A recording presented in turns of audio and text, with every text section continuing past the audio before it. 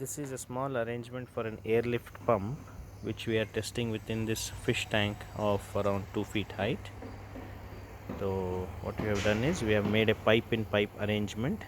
This is a bigger pipe, and inside which we have put a inner pipe. So the diameters are fitting in exactly. There is no leakage of air in between these two pipes.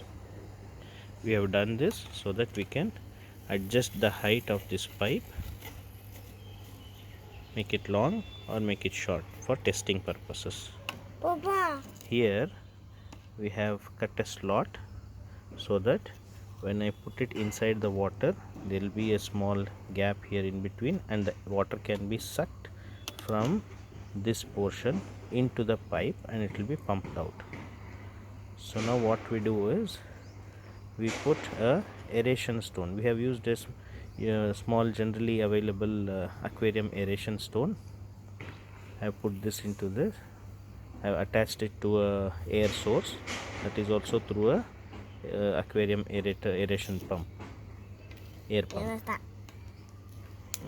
Now I just put the aeration stone into that. I have just dropped the aeration stone into the hole. Now our setup is ready, and we will put the setup inside the water. So as you can see, water is already gushing out. I have a small controller here through which I can control the airflow into the pipe. Now let me close the airflow.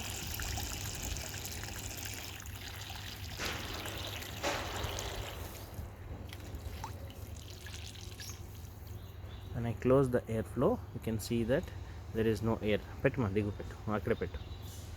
when I close the airflow, you can see that there is no water flow. Papu, keep it like that only. Okay, it will petko atle undi aladichu. Okay, so now let me increase the airflow. You can see that as I increase the airflow, there is a gradual water flow that starts.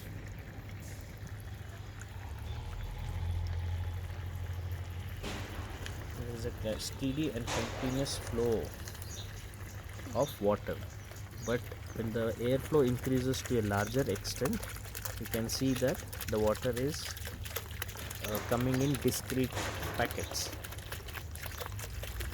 It is stopping and coming. Maybe that is because of too much of air in the water stream.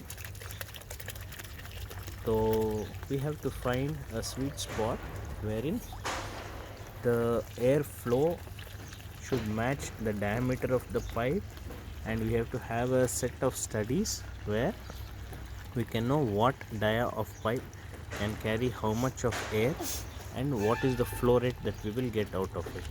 So we have to find a correlation between the dia of pipe and the flow of air inside the pipe, and we can also see that when I increase the height of this pipe, again there is a variation in the flow. So I have to see what is the height to which the water can actually be pumped, and what is the depth of water that is required to have this pumping action.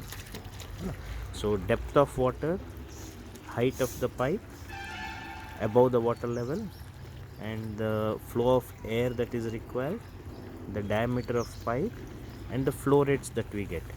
So these are the 4 or 5 parameters which we have to correlate and make a study and see what is the diameter of the pipes, standardize the diameter of pipe, maybe 1 inch or 1.5 inch or 2 inch diameter of pipes, and standardize the flows for which how much of air should be given, how much of depth of water should be kept. This application can be used for transferring sewage water from one tank to another tank in an STP scenario. Thank you.